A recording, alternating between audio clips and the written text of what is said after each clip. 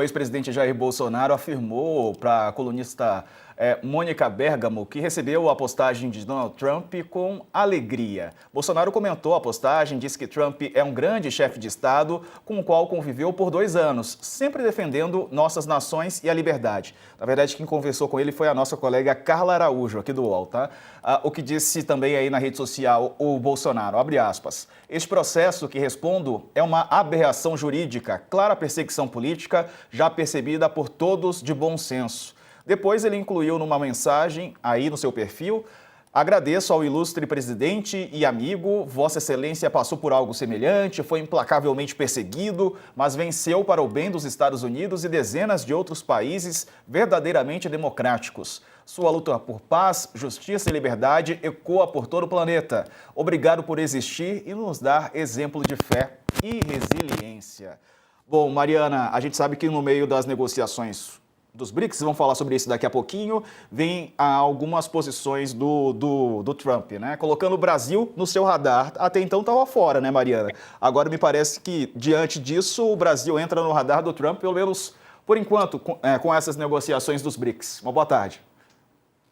Boa tarde, Diego. Boa tarde, Sakamoto, e a quem está aqui com a gente. É verdade, a gente vinha comentando, né, Diego, nas últimas semanas aí, inclusive sobre a tentativa aqui dos bolsonaristas radicados aqui nos Estados Unidos, especialmente, né, o deputado licenciado Eduardo Bolsonaro e o comentarista político Paulo Figueiredo, de colocar o Brasil nos seus termos na agenda da Casa Branca, o que vinha sendo muito difícil. Inclusive, essas duas pessoas, né, o deputado e o comentarista, nos reportam que eles tinham a expectativa de que sanções fossem anunciadas contra o ministro Alexandre de Moraes na mesma semana em que a guerra entre Israel e Irã começou, e isso teria tirado completamente o foco.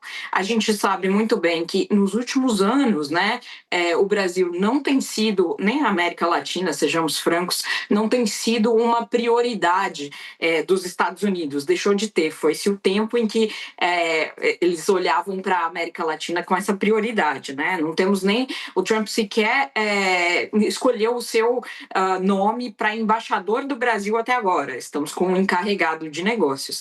Mas eu fui apurar o que aconteceu hoje, né? Porque essa é uma mensagem bastante forte do presidente Trump, para além da gente questionar qualquer tipo de impacto que ela possa vir a ter em termos eleitorais no Brasil, ela é certamente uma mensagem bastante forte politicamente do ponto de vista da relação entre os dois países, né? Trata-se de uma interferência no processo de política doméstica do país, né? E de uma mensagem que ressoa o que os bolsonaristas têm dito, né? Sobre a falta aí do devido processo legal, sobre lawfare, né? O próprio presidente Bolsonaro fala sobre isso, né? Sobre a incapacidade dele de fazer a sua defesa.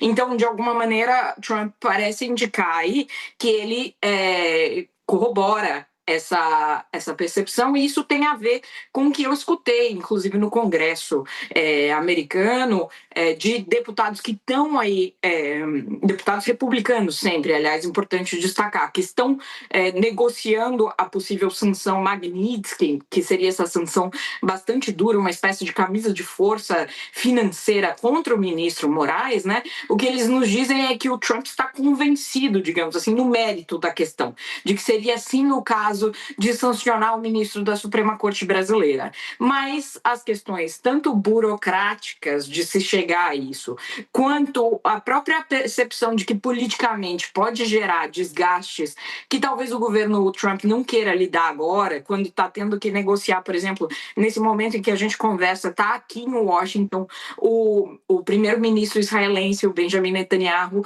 e há a expectativa de, por exemplo, que Trump consiga fazê-lo anunciar aí um cessar-fogo em Gaza ainda essa semana, nos próximos dias, nas próximas horas. Então, veja, é uma situação politicamente complicada para que Trump se lance a comprar uma nova empreitada, que seria, embora o chanceler Mauro Vieira diga, por exemplo, que não há nada que o Brasil pudesse fazer, que isso é uma escolha individual aí do país, de impor sanções, de impedir a entrada de um ministro do judiciário, enfim, em seu território, tudo isso é sem precedentes, né, Diego? E o próprio governo brasileiro, o presidente Lula, já disse que seria visto como um ataque à soberania do Brasil. Então, que os Estados Unidos estejam dispostos a comprar esse tipo de problema com um dos maiores aliados históricos na região, com a segunda maior democracia na região, é improvável, a verdade é essa, mas pode acontecer. A gente apurou hoje que não passou pelo Departamento de Estado, pela diplomacia americana, essa manifestação do Trump. Ela saiu diretamente da Casa Branca e, como você mesmo disse, o Trump já estava incomodado com o Brasil, especialmente por causa dos BRICS que estão acontecendo ali no Rio de Janeiro e que a gente vai comentar em breve. Mas só para dizer, como bem notou o Sakamoto, não houve hoje nenhum anúncio de sanção a nenhuma autoridade brasileira. E mais do que isso, o Trump hoje anunciou novas tarifas sobre países. Estão na lista Japão, Coreia do Sul, Mianmar, Laos, e o Brasil não está nessa lista. Então, se houvesse aí algum interesse de punição econômica, talvez ela tivesse surgido já. Aliás, as tarifas ficaram para agosto, viu? Mas isso é uma outra história e a gente pode voltar depois para comentar, Diego.